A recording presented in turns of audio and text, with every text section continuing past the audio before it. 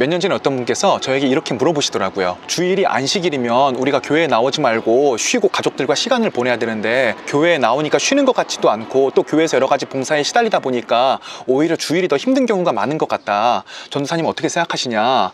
그래서 제가 이제 이렇게 말씀을 드렸어요. 집사님께서 생각하시는 쉼과 성경에서 이야기하는 쉼에 조금의 차이가 있는 것 같다. 그 집사님께서 말씀하신 쉼이라는 것은 그냥 내가 하루 종일 내 마음대로 쉬고 휴식을 취하고 내가 원하는 것을 하는 것을 이제 쉼이라고 생각을 하시는 것 같고, 성경에서의 쉼이란 우리가 보통 일상을 살아간다는 것은 결론적으로 우리의 육체적 에너지 혹은 영적 에너지 혹은 내면적 에너지를 소모하는 일들이거든요. 소모했으면 또 다른 공급이 필요한데, 성경에서의 쉼이란 하나님으로부터 오는 힘이 우리가 육체적으로 정신적으로 영적으로 소모된 모든 것들을 채워준다는 개념을 가지고 있어요. 특별히 하나님과 우리가 교제를 통해서 하나님과 우리가 함께 사이를 돈독히 함으로써 하나님으로부터 오는 그 관계에서 오는 에너지를 통해서 우리가 새롭게 채워지고 충족되어진다. 그러므로 안식일에 교회에 나와 예배를 드린다는 것은 하나님과의 관계로부터 오는 힘을 갈망하는 행위라고도 볼 수 있을 것 같아요. 그런 의미에서 우리 현대인에게 가장 부족한 것이 쉼이고 또한 휴식이 아닐까 싶어요. 일주일간 일터에서 열심히 일하면서 긴장의 끈이 팽팽하게 조여져 있는데, 그것이 주말이 돼서 느슨해지면서 우리는 깊은 탈진을 느끼게 되고, 또 주말에 집에서 잠을 자거나 휴식을 취하면서 육체는 회복이 되지만 정신적이고 영적인 부분은 채워지지 않기 때문에 항상 우리의 삶에는 생기가 없어지곤 하죠. 이러한 면에서 오늘 제가 추천해드릴 책은 현대 기독교 지성을 대표하는 복음주의자이자 신학자이며 최고의 설교자 중에 한 명으로 꼽히는 존 스토트 목사님의 리더가 리더에게라는 책입니다. 저는 몇 년 전에 경기도에 있는 한 대형 서점에서 이 책을 구입을 했는데요. 이 책을 구입한 이유는 한 3가지 정도가 됐던 것 같아요. 첫 번째로는 우선 저자가 현대 영성의 거장인 존 스토트 목사님이셨기 때문에, 두 번째로는 리더에 관한 책을 찾고 있었기 때문에, 세 번째로는 무엇보다도 얇고 가격이 저렴했기 때문에. 그런데 그 당시에는 이 책을 읽으면서도 아무런 감흥이 없었어요. 왜냐하면 지금의 저도 물론 패기가 넘치지만 그때의 저는 더욱더 패기가 넘쳤기 때문에 쉼이라고 하는 것은 약한 자의 변명이고 핑계일 뿐이다라고 생각을 했기 때문에 그래요. 이 책의 서론에서 존 스토트 목사님은 현대 기독교의 리더를 꿈꾸는 모든 사람들이 2가지 커다란 압박, 엄청난 압박에 시달리고 있다라고 얘기를 하는데, 무엇라고 말씀을 하시는지 제가 좀 책을 읽어드리도록 하겠습니다. 33페이지입니다. 사람들의 마음을 가린 수건은 아주 두껍고 우리 몸은 아주 허약합니다.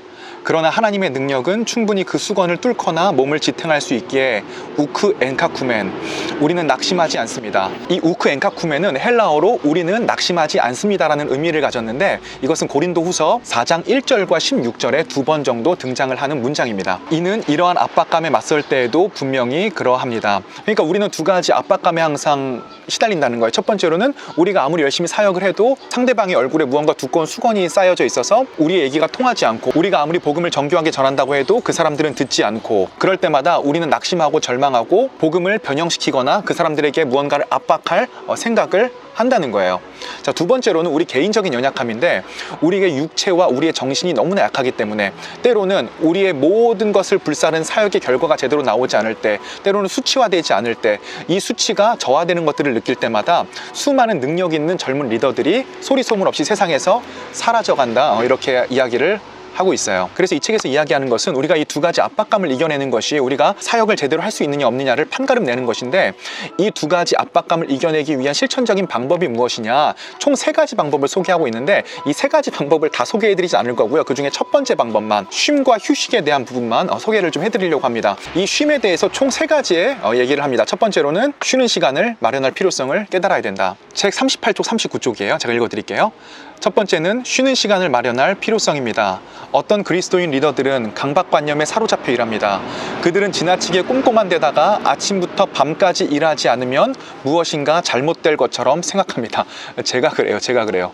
일중독. 제가 이런 강박관념들이 좀 강해요. 저는 앞으로 2년 정도는 정말 하루에 15시간씩 저의 일상을 쉴 새 없이 엄청난 마감으로 둘러싸아 놓고 저를 좀 달달 볶을 생각을 하고 있거든요. 그러니까 저는 쉼과 휴식에 대한 이 소개를 드리면서도 정작 저 자체는 쉬거나 휴식할 생각이 별로 없다는 거. 존 스토트 목사님은 책에서 재미있는 이야기들을 하는데요.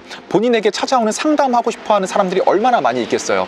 그런데 이러한 상담하러 온 사람들의 대부분의 문제들은 일주일 정도 휴식을 취하면은 모두 다 해결될 문제들이다. 된다, 이렇게 이야기를 하고 있습니다. 자, 두 번째, 취미생활을 반드시 해라. 제가 스트리밍을 진행할 때도 저한테 취미생활이 뭐냐고 묻는 분들이 있으시더라고요. 사실 저는 밤낮으로 일을 하다 보니까 딱히 취미생활이라고 할 만한 게 없어졌어요. 요즘 들어 그냥 제일 마음이 편한 시간은 일과를 다 마치고 영상까지 올리고 난 다음에 한 30분 정도 그 개천을 걷는데, 그 시간이 저에게는 가장 편하고 자유로운 시간인 것 같아요. 아무튼 존 스토트 목사님께서 얘기하는 취미는 새로운 것을 관찰하는 시간이다. 자, 다시요. 존 스토트 목사님에게 있어서 취미는 새로운 것을 관찰하는 시간이다. 그러니까 저와 여러분들이 어떤 취미 생활을 갖고 있던 그 모든 것들이 새로운 대상과 인물들을 관찰하는 시간이라는 것이죠.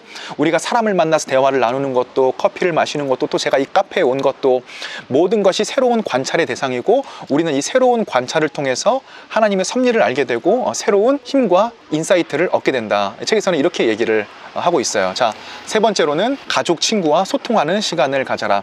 책에서는 바울에 대해서 이야기를 하고 있는데요. 지난주에 제가 저희 청년들하고 그 신약계관 바울 서신을 마무리하면서도 디모데후서를 통해서 너무 감동을 받은 게, 디모데후서 마지막 부분에 이제 겨울이 곧 오는데 디모데에게 속히 오라고 이제 얘기를 해요. 왜냐하면 생애 말년에 바울은 영적으로는 매우 거인이었지만 동시에 외롭고 연약했어요. 바울은 그 시간을 혼자 견디려고 하지 않고 디모데를 불러서 소통을 하고 싶어 했고 위로를 받고 싶어 했어요. 저는 정말 대단한 사역자분들이라고 생각을 하는 게, 우리 유부남 사역자분들, 아니 나 혼자 몸 건사하기도 힘든데 우리 대체 와이프하고 자녀들은 어떻게 챙기는 건지, 정말 우리 유부남들, 유부녀들 정말 전 위대하다고 생각을 하는데, 그만큼 가족들과 소통을 하는 것, 그리고 친구들과 소통을 하는 것, 사람들과 함께 어울리는 것, 내 생각과 감정을 이야기하는 것이 중요한 휴식의 방법이라고 존 스토트 목사님은 이야기를 하고 있습니다. 정리하자면은, 첫 번째로 쉬는 시간을 마련할 필요성을 깨달아라. 두 번째로는 취미생활을 해라. 세 번째로는 소통하는 사람들과 만나라. 45페이지에 적혀있는 구절을 말씀을 드리고 마치도록 하겠습니다.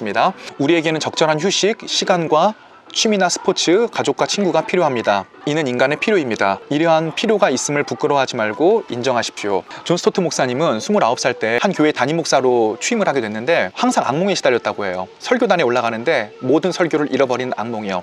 그런데 한 달에 한 번 교회에 나가서 하루 정도 휴식을 취하는 휴식 시간을 갖고 나서는 그러한 악몽이 씻은 듯이 없어졌다고 이야기를 하고 있습니다. 저와 여러분들이 가장 힘들어하는 것도 휴식이지만 또 우리 삶에 가장 필요한 것도 휴식이다.